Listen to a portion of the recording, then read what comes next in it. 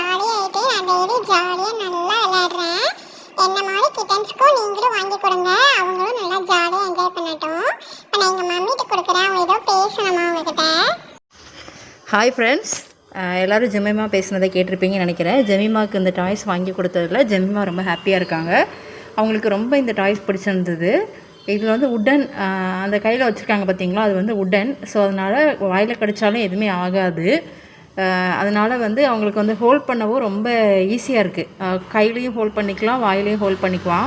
இவங்க என்ன பண்ணுவாங்க அப்படின்னா, இதை வச்சு விளையாண்டனா அந்த உட்டன் இருக்கு இல்லையா, அதை வந்து அப்படியே வாயிலே கடிச்சிட்டு அங்கங்கே போகிறது, அப்படியே ரோமிங் பண்ணுறது, இங்கே போகிறது, பெட்ரூம் போகிறது, ஹால் போகிறது, அந்த மாதிரி ரோமிங் பண்ணிகிட்டே இருப்பாங்க.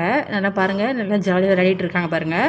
அவங்களுக்கு ரொம்ப பிடிச்சிருந்தது. கிட்டன் வந்து நம்ம ஸ்ட்ரெஸ்ஸாக வைக்கக்கூடாது, நம்ம வந்து அவங்களுக்கு வந்து கொஞ்சம் ஃப்ரீயாக இருக்கணும். இப்போ நம்ம வந்து வீட்டுக்குள்ளேயே வளர்க்குறனால வெளியே அவங்கள போக விடுறதில்ல பார்த்தீங்களா. ஸோ அதனால் கிட்டனுக்கு வந்து ரொம்ப ஸ்ட்ரெஸ்ஸாக இருக்கும்.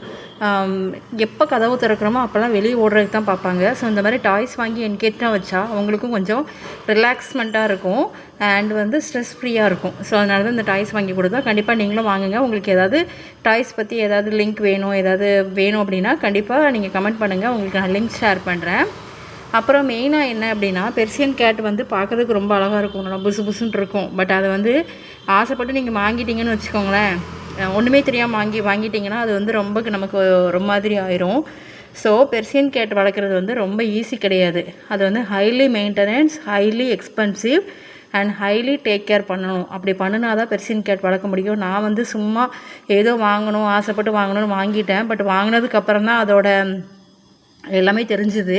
அதை வந்து வளர்க்குறதுலேருந்து, சாப்பாடு போடுறதுலேருந்து, ஹாஸ்பிட்டல் கூட்டிகிட்டு போகிறதுலேருந்து, மெயின்டைன் பண்ணுறதுலேருந்து, சீப்பை வச்சு சீவுறதுலேருந்து ஏகப்பட்ட மெயின்டெனன்ஸ் பண்ணணும். ஃபஸ்ட்டு வந்து பெர்சியன் கேட் வாங்கும்போது நீங்கள் என்ன பண்ணணும் அப்படின்னா, அதுக்கு வந்து லிட்டர் சாண்டு, ஃபுட்டு எல்லாமே வாங்கிக்கிட்டு அப்புறம் டெய்லி என்னென்ன பண்ணணும்னா ஒரு 4 விஷயம் பண்ணணும்.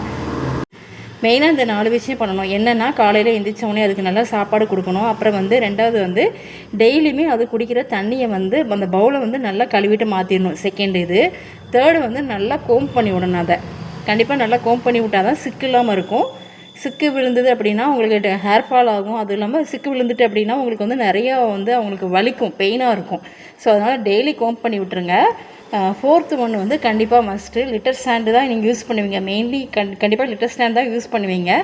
அது வந்து நீங்கள் ஃப்ராக்ரன்ஸ் உள்ளதாகவும் யூஸ் பண்ணிக்கலாம், இல்லாமையும் யூஸ் பண்ணிக்கலாம்.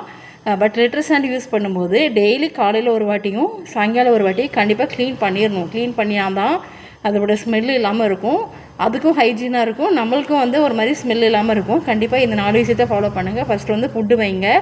2வது வந்து நல்லா க்ளீனான வாட்டர் கொடுங்க. 3வது வந்து அதை நல்லா சீவி விடுங்க, கோம் பண்ணி விடுங்க.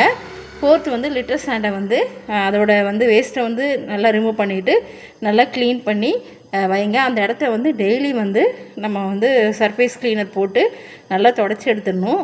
கேட் வந்து க்ளீனாக தான் இருக்கும், பட் நம்மளும் கொஞ்சம் க்ளீனாக அது இருக்க ஹெல்ப் பண்ணணும். தேங்க்யூ.